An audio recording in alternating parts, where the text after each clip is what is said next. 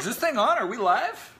Looks like we're live. Hey there, friends. Brian Garcia here with Erin, Nicole, Bick, and we are the Adventure Partners. What's shaking?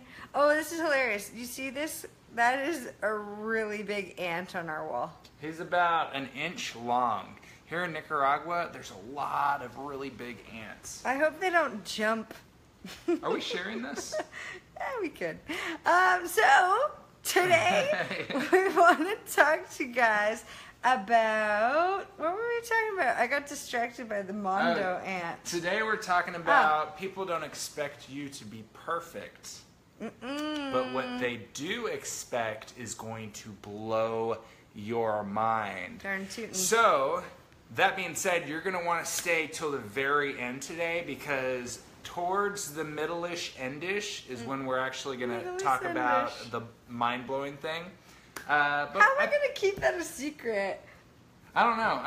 I'm going to pull the laptop, the little laptop over here, and I'm going to get this shared really quick. All right, I'm going to roll with this. Yeah, just I just want to say hi to Sarah real Sarah. quick. You nice are to see lovely. you, beauty. How are you? I want to say hey to everybody else who's jumping on. Okay, so people don't expect you to be perfect. That's the thing. A disease that plagues us all. We were just on our friend Carrie Bannigan's live, and she was talking about compare-itis. Compare-itis is such a jerk. It's probably the #1 thing that plagues people.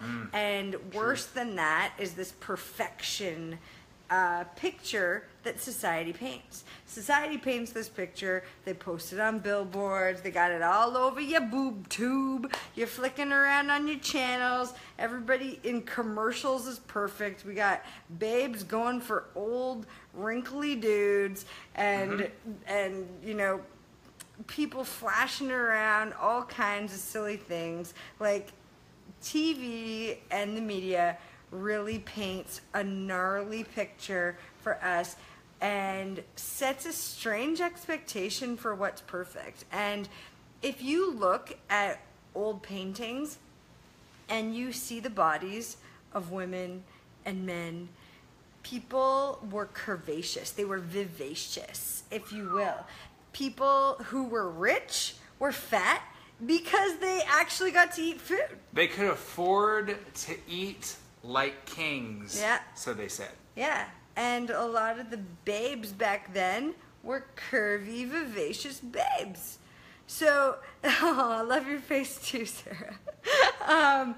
Yeah, so our picture of perfection is massively skewed. Like, what's your take on this whole perfection thing?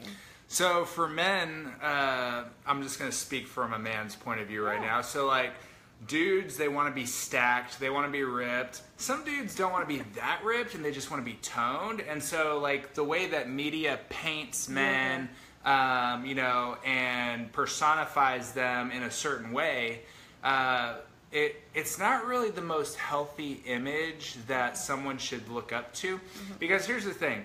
In order to get that way, to get that definition, to get ripped like that, there's this intense diet that you have to do that really reduces the amount of fat that you have on your body. Because if you think about it, we all have muscle. And what prevents the muscle from looking ripped, so to speak, is the fat that is covering over them. But here's the thing, that's all healthy, that's part of life. Now, think about it this way also, if you have too much fat, that's not necessarily the best thing because you then run into, you know, problems with, you know, cardiovascular disease and diabetes and all sorts of other stuff, but we're not going to dive down there. And so, media, regardless of your sex, men, women, you know, if you're going to go down the trans route, like regardless of the route that you are, there's the ideal look depending on what era that you're actually in. So, you know, right now, it's the whole supermodel, you got to be like perfectly chiseled for a man, like have this chiseled jawline, you know, the perfectly trimmed beard sort of thing. That's an easy fix. It's It's an easy fix. Like, it's not like overnight you can just like take your body and like chisel off a little piece of fat, little fat here. Like, that's not easy. Getting a new haircut, new beard, whatever, that's easy. Image stuff when it comes to clothes. Like, we're taught in school, if you want to do well at a business interview, you have to dress well. You have to brush your teeth. Don't show up with stanky ass breath. Dress the part. Dress the part for the job. Be the person for the job, right? So there's a lot of stuff in our society based around image. Don't read a book by its cover. Are you kidding me? Yeah. I read every book by its cover. Yeah, and so if you look at how some parts of culture, like what we're doing and the way that we're essentially creating a life and painting the life by our own design, we're breaking the mold that people, that society has put on us, and breaking the mold on what society says that we're supposed to be doing. So things that we're breaking is society says, oh, you've got to have a 9-to-5 job, and you've got to have a 401k. Hey, you know what? Guess what? Just because we don't have a 9-to-5 job and we've got a business, that is based, like for me, business based in Austin, based in Canada, but we're able to have the location independence part of it. Like that's totally cool that we're able to do that, and we're living outside of that box. And so when we're meeting people along the way, some travelers are kind of confused by us, or some tourists are kind of confused by us, because we actually go and do the traveling. We go and we don't go and just do these like touristy sort of attractions. We go and we live amongst the locals. We go and, have dinners with them. We go and do cool activities with them and live life, just walking on our own 2 feet and meeting people. And so by breaking these molds, we're able to start to show people that, hey, there's another aspect of life that other people, they don't live by. And so it's not a perfect life. There's nothing perfect about it, but there's something that's so beautiful about it that we're able to, like, the dreams that I used to have when I was a child of the way that life was to be, like, that's starting to come and just manifest itself like in real life. These coves that we're hanging out in with these cool beaches and these cool rock walls and cliffs and stuff, like these are things that we've thought about individually before we even met, and then now that we're together and everything's lining up so beautifully, that it's something that's totally achievable. And I think that the key to that is that we're not living by the way society's telling us to live, and we're should I break it to him? Go for it. We're being completely authentic in the way that we want to live life. And so that's the mind-blowing thing, is people are not expecting you to be perfect. No. What they're expecting today is for you to be completely authentic with what it is that you're doing. And the more authentic that you are, the more real that you are, down to earth. Like, we're not here acting. If you were to meet me in real life, like flesh in person, like that, and be able to like touch my beard or whatever, you would be able to know that, hey, the way that I'm here on these Facebook Lives is actually the way I am in real life, because guess what? This is me. And this is Erin. This is true. Yeah. That's true. And I think that, actually, I may as well just open her right up. When Brian and I started our businesses, we didn't know what what the driving force was. We didn't know. Hey everyone, thanks for jumping on, guys. I want to say hey to Robin, Kathy, Lisa, Rose, Renata, and Sarah. Hey, hey, hey. And hey to everybody else who's jumping on. I can't see your names fast enough. You guys are so sweet. Yeah, so there was a point in my life where I did not feel authentic. I felt upset all the time. I felt like crap. And the more that I started to take care of myself, the more I fell into the authenticity. And I started to show up at a higher vibration. And that vibration doesn't always stick unless I take care of myself, unless we take care of ourselves, our relationship, unless we communicate. There's a lot of work that goes into that on a daily basis. We still work on that. And we're very open about the things that we need to do to keep improving and keep getting better. And the reason that we share this stuff with you guys is because this is the juicy stuff. This is the real stuff in life that we can all work on. This is how we spread a ripple effect of love around the whole planet. If you focus on lack, you will live in lack. If you focus on the beautiful things, they'll spread like wildfire. Abundance, beauty, prosperity, passion, love. Yeah, it's nice. So, when it comes to, stepping up to the plate and changing your life and impacting others, if you show up authentically, it'll be taken on. Do you know what I mean? Like, people will receive it better. They're going to resonate with you as your authentic self. The people that you come into contact with, like, not everybody is going to be your friend. No. That's just part of life. Not everybody's going to be your friend. But the people that do resonate with you on a certain level, they're going to be your lifelong friends, regardless of where they are in the world. Robin was just talking about how so true that we're this way in real life because we've met Robin in real life on a beautiful personal development cruise that left through England, Gran Canary Islands, Portugal, and Spain. It was a 10-day cruise, and meeting she and her husband Craig.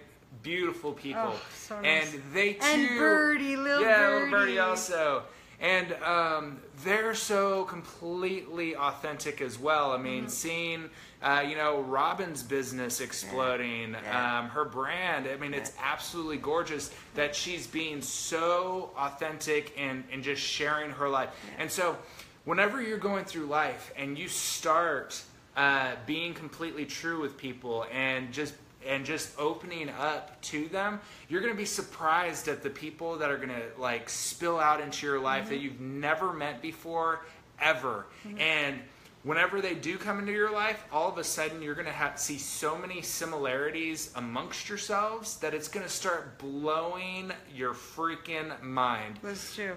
As we travel, we've been meeting expats. We've been meeting also other digital nomads, location independent, and we've also been meeting people who are travelers who go and get jobs in all these little towns all over Central America and all over the world. We just so happen to be in Nicaragua right now, and so we've been meeting all these people, and these are just normal people who are our age, who are older, who are younger.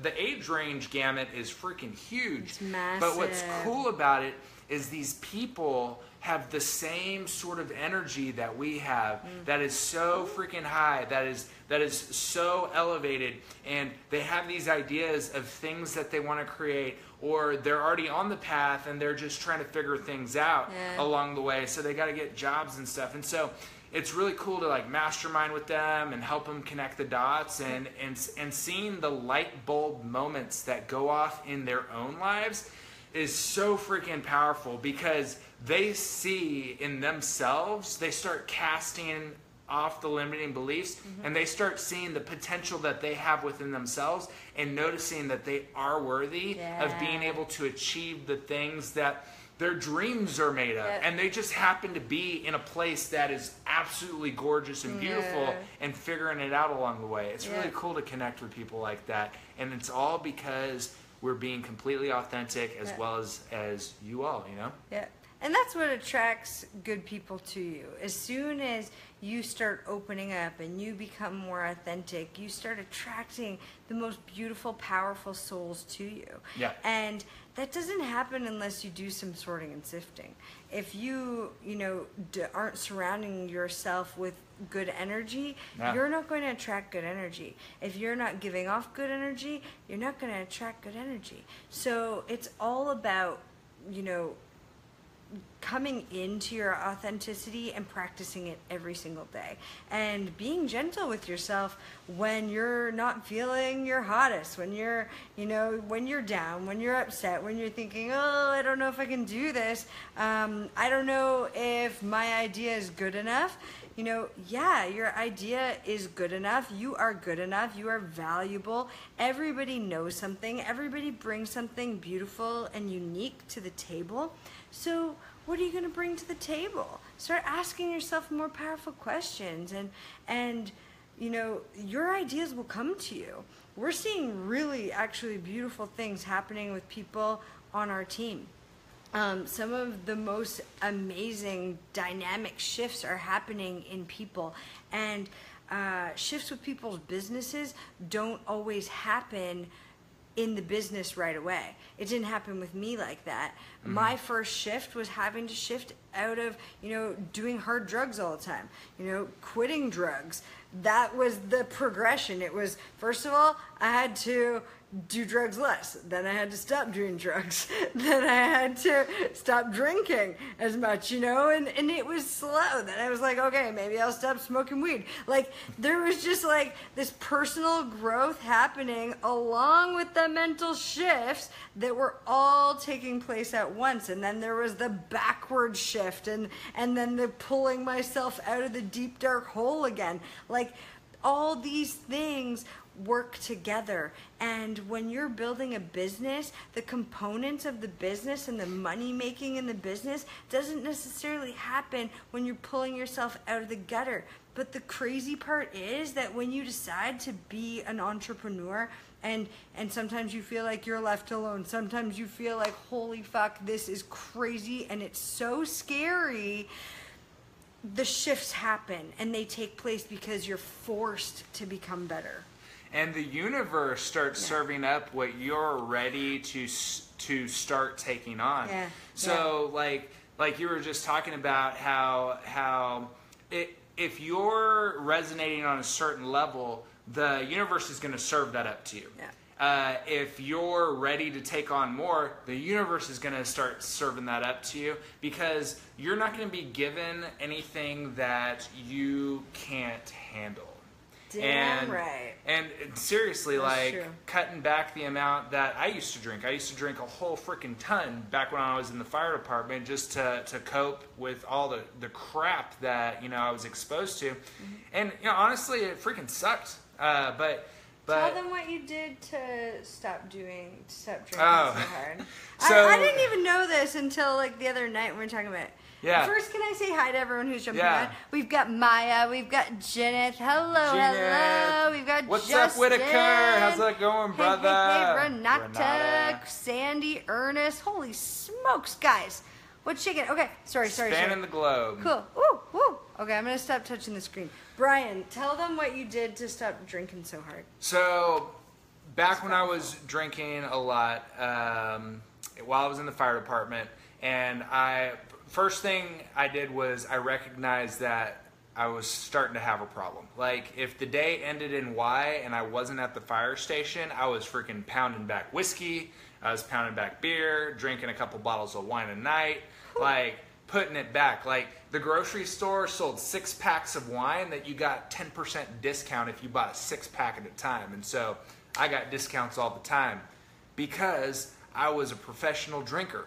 But the problem with that, though, is it really takes a toll on your body. physically. My body was like breaking down. I was having some pretty tough issues.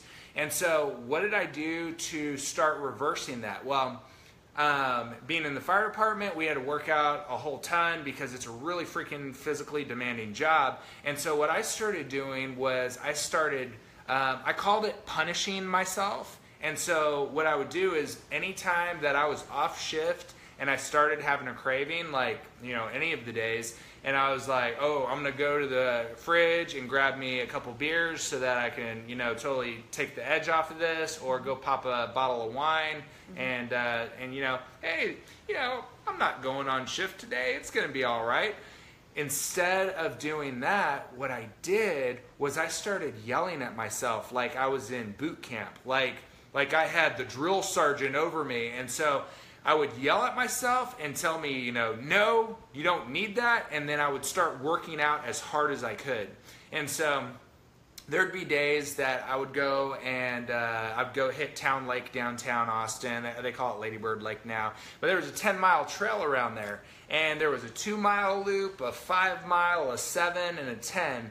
And so what I would do is I would drive down there. It was only 5 miles away from where I lived, park my truck, and I would get out and I would run the 10-mile loop as fast and as hard as I can. I would average, freaking 7 minutes, 7:30 a mile, right around there, and just be pounding it out. Some nights it would be pitch black outside, just pouring rain, and I would just be out there just freaking pounding and going and going and going. And so what I did was anytime I had cravings and feeling like I needed it, I would just go and I called it punishing myself. Like it was punishing. really the best thing you could do for yourself, though. Yeah, because I needed to rebuild myself physically and everything from just tearing myself up for freaking years. I mean, I was in the fire department for almost 9 years, and so that was a long time for coping with all the shit that we're dealt up. And so if I wasn't in a position to go to the trail to pound it out, then I would just start freaking pumping out push-ups, doing sit-ups, pull-ups, all sorts of hard body weight exercise stuff, just pounding and getting until I would just do push-ups until my arms wouldn't move. And so what would happen then? I would stop doing the workout because I was so freaking exhausted, and it would be nighttime or something, and just go pass out. And so that was my punishment for having that addiction of alcohol, was working out as hard as I could. And now, I don't think that I have a problem with alcohol. Occasionally I'll have a few drinks, which, hey, I'm an adult. I can make decisions and do that. But I try to not drink as much as I did way back then, which was a whole freaking ton. And so now being able to travel and go all over the world, and right now being in Nicaragua, we've been doing we did yoga this morning while the sun was rising, while we were facing the east, the sun was coming up, followed by a meditation, and it's just been beautiful doing all sorts of workouts and stuff while we travel, yoga, meditation. Let's see, what else? It's what nice Bar to take Brothers care of workouts, all sorts of cool ourselves. stuff. It's really nice to take care of ourselves. And what I find interesting is when you were saying that you were punishing yourself, I remember feeling that same way. I remember having these moments where I would come home from work on, say, a Friday night, and there would be a whole bunch of people at my place. Everyone's wasted, doing drugs on my coffee table, and I had to make a decision. It's do the drugs, don't do the drugs. I knew that if I drank, that I'd be really hungover for work on Saturday morning, and I would have to wake up at 6. So that was a no bueno. I was okay, I'm not gonna drink, but I could maybe do a little drugs if I do it early enough.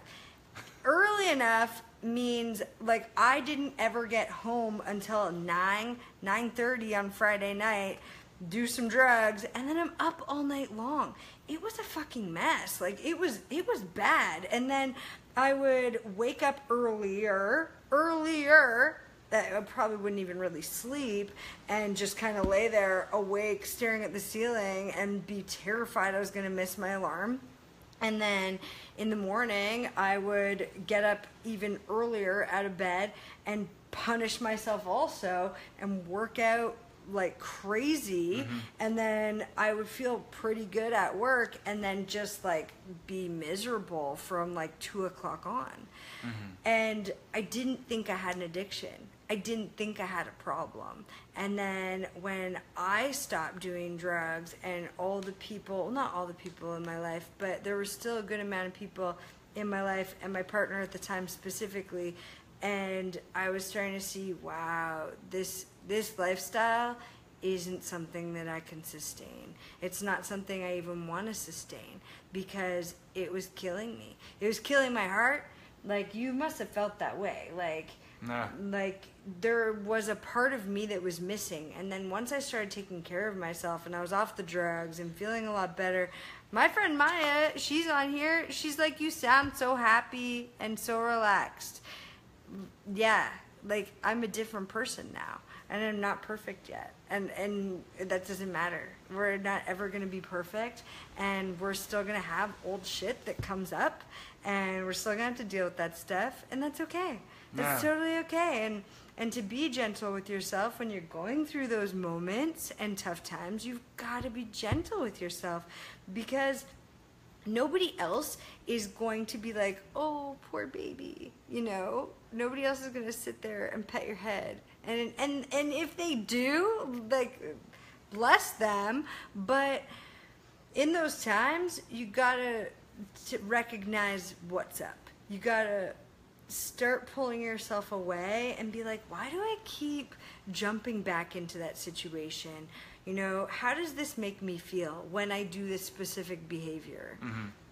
What I found was interesting is whenever I was just started to go through that punishment phase, so to speak, is that all of my friends at the time all of a sudden started disappearing because I was no longer going to the parties. I was no longer showing up with cases of beers and freaking fifths of whiskey and stuff. And so they stopped calling. Hey, Brian. They stopped saying, hey, Brian, you gonna come and party with us tonight? And so all of a sudden I look around and I was very alone because that's what my life's friendships were made out of. They were made out of people who were just abusing all sorts of substances. And so it's like, it didn't really make sense to even pursue, you know, maintaining friendships that if you weren't drinking, there's something problem, you know, there's a problem with you. Like, what's the matter with you? You're not drinking. You drink every night, you know? And then, you know, they start feeling weird around you because, you know, because they think you're judging them. Yeah, totally. Yeah. And so it's all about being authentic as a person, and the more authentic you are, the more that you're going to be able to build quality relationships that are going to grow with you as time goes on. And what we're going to do is we're actually going to jump over to the Be Adventure Partners exclusive tribe and continue this conversation because we've got some powerful points that we're going to share with only our tribe members on this. But we thank everybody for jumping on. Yeah, we love you guys. Love the support and all your beautiful comments. You guys are super awesome. Yeah. Hey, Jeremy Thiel. I went to college with him, and he owns a really cool gym there in Austin called CrossFit Central. If you like to CrossFit, go check out his gym. He's pretty cool. We got a whole fistful of entrepreneurs on here. My gorgeous friend Maya, she's got a flower boutique in Toronto. Cool. Awesome. Oh, love you, girl. Yeah, we've got loads of cool peeps on here. Thank you so much, everybody who jumped on. You guys are awesome. Yeah, leave in the comments your story. If you ever want to, you know, get down and talk about some stuff that's limiting you, we don't judge. No, absolutely we don't judge at all. We've been through a shit ton of crazy stuff. Come to Nicaragua in January. Cool. you should come now. We've got a whole house. Yeah. It's really beautiful. But go check out the video that we put up, our workshop up in this post. If you have an idea that you're wanting to take you to the next level, bring it to in life. your life, yeah, jump on there. If you've got questions for us, feel free to reach out to us at any time and add us as friends. We're happy to have you. So, until next time, friends. adventure on. Adventure on. Lots of love. Bye. Thanks for coming out.